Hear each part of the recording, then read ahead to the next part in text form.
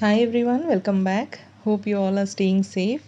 Today I'm going to share a best gluten-free chiffon cake recipe without using oven that's super light, fluffy and lusciously tasty.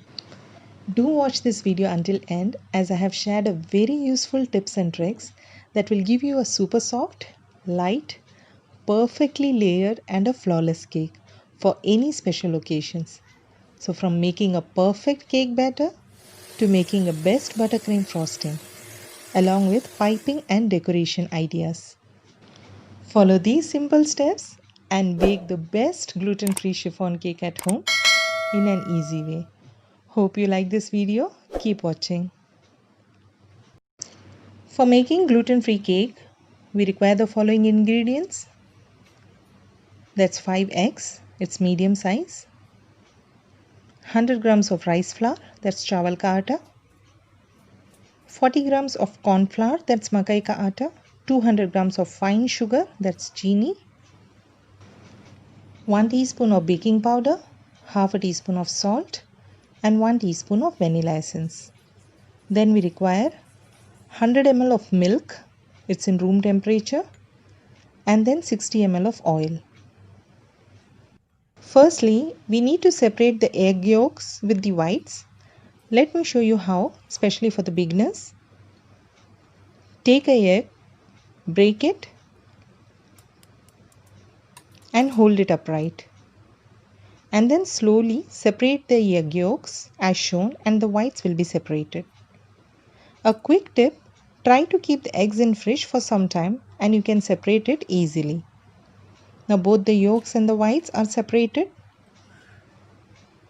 as you can see. Now let's move on. Now let's combine all the dry ingredients. For that, into a sieve add the rice flour, corn flour, baking powder and salt and then sift it.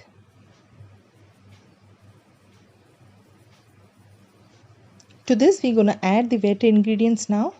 So there goes in the milk, oil, vanilla essence and egg yolk.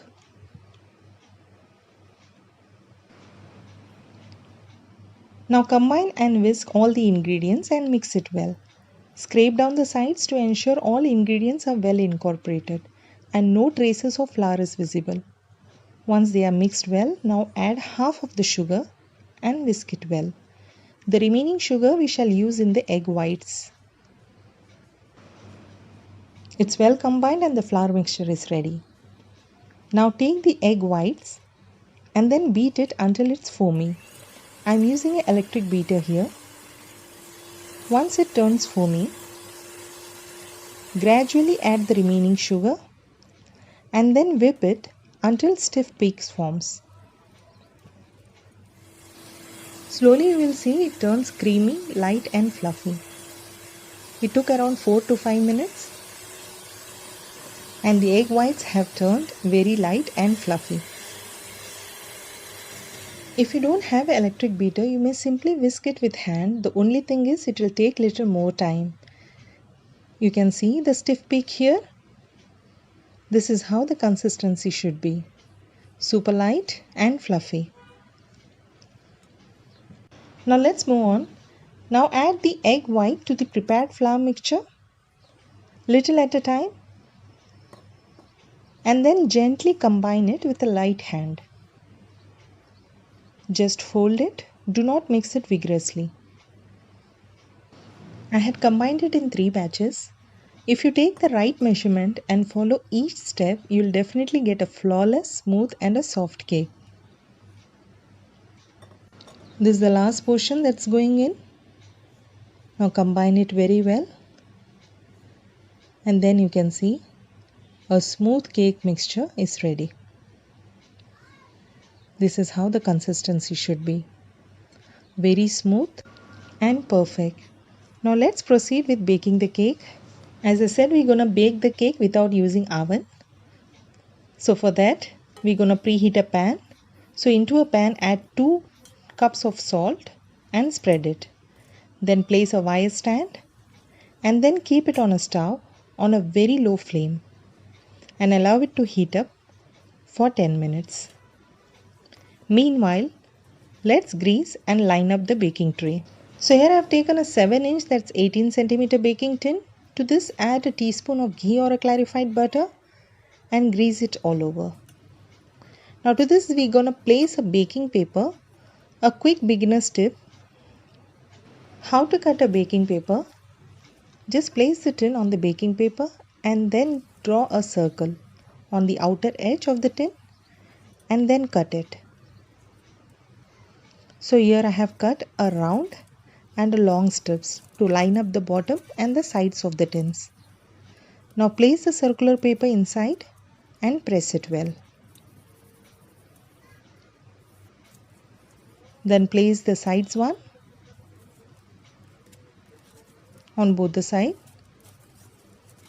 and then apply little more ghee and it will stick properly. Baking tin is ready now. Now to this pour the prepared cake mixture.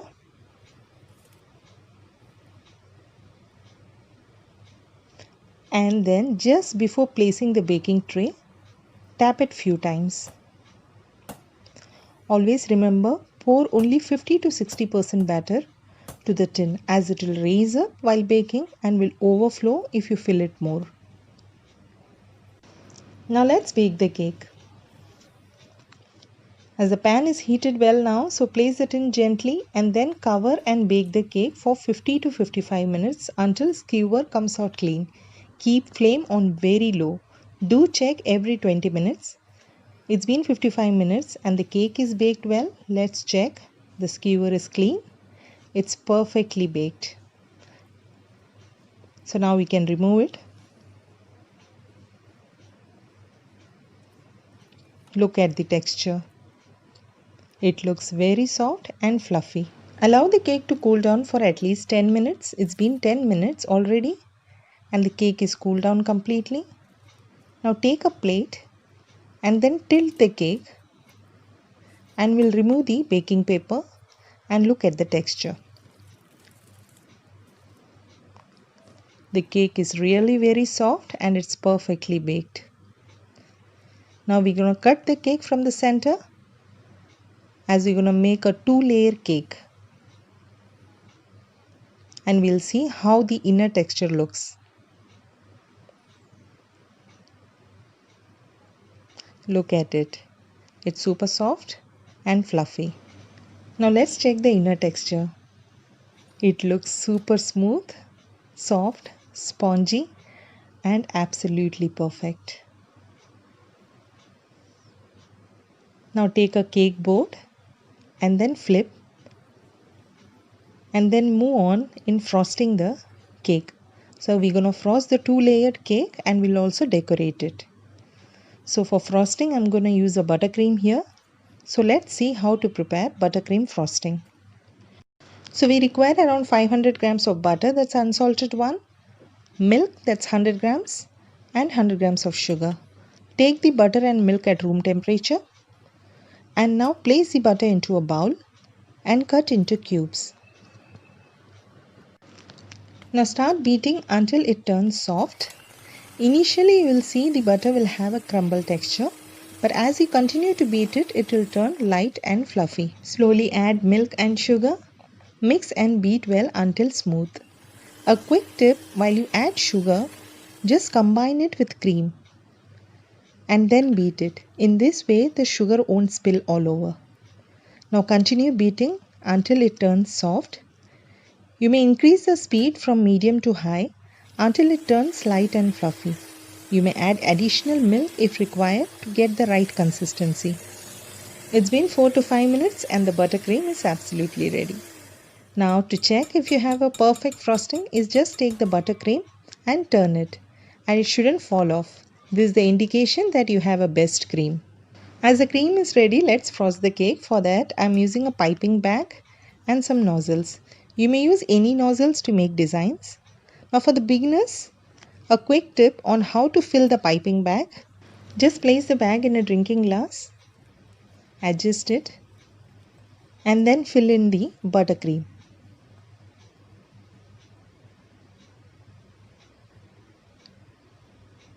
Once the buttercreams are filled,